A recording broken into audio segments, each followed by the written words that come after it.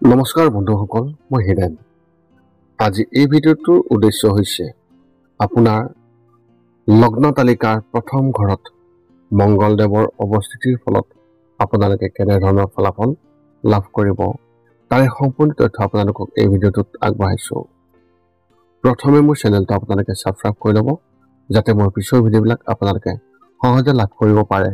লগতে মোৰ ভিডিঅ' যদি ভাল লাগে তেন্তে লাইক আৰু শ্বেয়াৰ কৰিব, কমেণ্ট কৰি আপোনালোকৰ মনৰ ভাৱ প্ৰকাশ কৰিব। এতিয়া আহোঁ মূল বিষয়লৈ। আজি এই ভিডিঅ'ৰ উদ্দেশ্য হৈছে আপোনাৰ জন্মৰ লগ্ন তালিকাত প্ৰথম ঘৰটোত যদিহে মংগলদেৱৰ অৱস্থান আছে তেতিয়াহ'লে আপোনালোকে কেনেধৰণৰ ফলাফল লাভ কৰিব তাৰে সম্পূৰ্ণ তথ্য আপোনালোকক এই ভিডিঅ'টোত আগবঢ়াইছোঁ। আত্মাৰ সৈতে জড়িত প্ৰথম ঘৰটোৱেও প্ৰতিটো জীৱনৰ আৰম্ভণিৰ প্ৰতীক।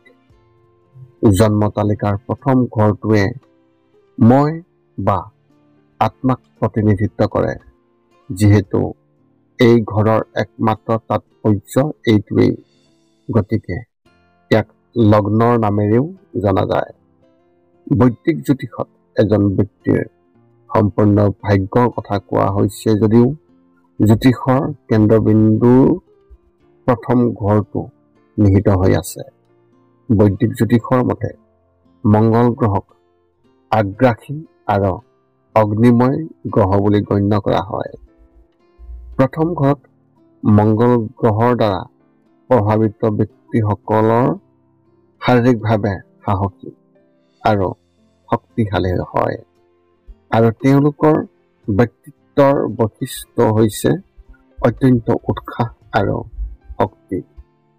প্ৰথম ঘৰত এই ৰঙা গ্ৰহটোৰ উপস্থিতিয়ে ইয়াৰ আচৰণ, ব্যক্তিত্ব, পেছাদাৰী জীৱন, সম্পৰ্ক আৰু সামাজিক ভাৱমূৰ্তি আদিৰ ক্ষেত্ৰত বিশেষভাৱে প্ৰভাৱ পেলায়।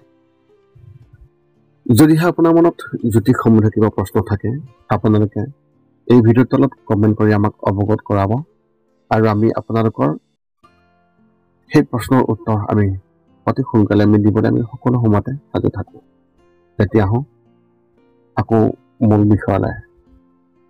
প্ৰথম ঘৰত অৱস্থিত মংগল গ্ৰহৰ শুভ প্ৰভাৱৰ বিষয়ে আপোনালোকে নিশ্চয়কৈ জানি লোৱাটো অত্যন্ত প্ৰয়োজন। শক্তিশালী আৰু সক্ৰিয় হৈ এই ব্যক্তিসকলে এবাৰ কিবা এটা কামত মন গ'লেই সেইটো লাভ কৰিবলৈ ইমানেই আগ্ৰহী হৈ পৰে যে তেওঁলোকক বাধা দিয়াটো অতি কঠিন হৈ পৰে। এওঁলোকৰ জীৱনটো কাম কাজেৰে ভৰি থকাটো তেওঁলোকে বিচাৰে, গতিকে যিকোনো প্ৰত্যাহ্বানৰ সন্মুখীন হ'বলৈ তেওঁলোক সকলো সময়তে সাজু। কিন্তু তেওঁলোকে নিজৰ উচ্চাকাংক্ষাৰ পিছত লগাৰ সময়ত সাৱধান হ'ব লাগিব যাতে আনৰ কোনো ক্ষতি নহয়। লগতে এবাৰ এওঁলোকৰ মনত এটা ধাৰণা আহিলে তেওঁলোকে সেইটো কেনেকৈ আৰম্ভ কৰিব লাগে সেই বিষয়ে সঠিকভাৱে তেওঁলোকে জানে, কিন্তু কোনোবাই তেওঁলোকৰ ধাৰণাৰ ৰূপায়ণত বাধাৰ সৃষ্টি কৰিলে তেওঁলোকৰ খং অত্যন্ত প্ৰবলভাৱে উঠে, কাৰণ তেওঁলোকে নিজৰ পথৰ সকলো কথা জানে আৰু কোনো সন্দেহ নোহোৱাকৈ সেই পথত আগুৱাই লৈ যায়। একে সময়তে প্ৰথম ঘৰত মংগল গ্ৰহৰ উপস্থিতিৰ বাবে তেওঁলোকৰ কাৰ্যৰ অৰ্থাৎ কৰ্মৰ অভাৱনীয় ফল বিশেষভাৱে লাভ কৰাৰ সম্ভাৱনাও অত্যন্ত প্ৰবলভাৱে থাকে। জন্ম তালিকাৰ প্ৰথম ঘৰত মংগল গ্ৰহ থকা সেই ব্যক্তিসকলে আনৰ বিৰুদ্ধে কৰা নেতিবাচক মন্তব্যৰ প্ৰতি উদাসীন হৈ থাকে, কিন্তু তেওঁ নিজকে সম্পূৰ্ণ ইতিবাচক কৰি ৰাখিব আৰু সামাজিক প্ৰতিপত্তি বৃদ্ধিৰ লগতে চৌপাশৰ ব্যক্তিসকলৰ মাজতো তেওঁ জনপ্ৰিয়তা লাভ কৰিব। এইবোৰৰ বাহিৰেও তেওঁলোকৰ জীৱনত উদ্ভৱ হোৱা এই পৰিস্থিতিবোৰ তেওঁলোকৰ জীৱনৰ এক পাঠ্যৰ দৰে হ'ব, যাৰ জৰিয়তে তেওঁলোকে বৰ্তমানৰ পৰিস্থিতি অনুসৰি উপযুক্ত সিদ্ধান্ত ল'ব পাৰে। বহুতো প্ৰকল্প তেওঁলোকৰ বেল্টৰ তলত থাকিব। নিজৰ ব্যৱসায়ৰ প্ৰতি ইতিবাচক হৈ তেওঁলোকে সদায় নতুন কিবা এটা কৰিবলৈ ইচ্ছা থাকিব, যিয়ে তেওঁলোকৰ জীৱনত অপৰিসীম উত্তেজনা আৰু সমৃদ্ধি কঢ়িয়াই আনিব। ইয়াৰ লগতে এই ব্যক্তিসকলে ব্যৱসায়িক লেনদেন আৰু কাম কাজতো ফলপ্ৰসূ আৰু দক্ষ হৈ থাকিব। প্ৰথম ঘৰত অৱস্থিত মংগল গ্ৰহৰ অশুভ প্ৰভাৱৰ বিষয়ে আপোনালোকে এতিয়া জানি লওক।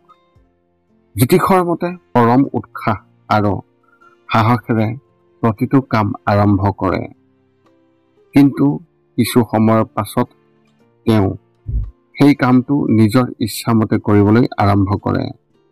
এনে ব্যক্তিসকলে প্ৰতিটো কাম কৰিবলৈ মেচিন ব্যৱহাৰ কৰে আৰু মগজুটো একেবাৰে ব্যৱহাৰ কৰিব নিবিচাৰে। এই পৰিস্থিতিত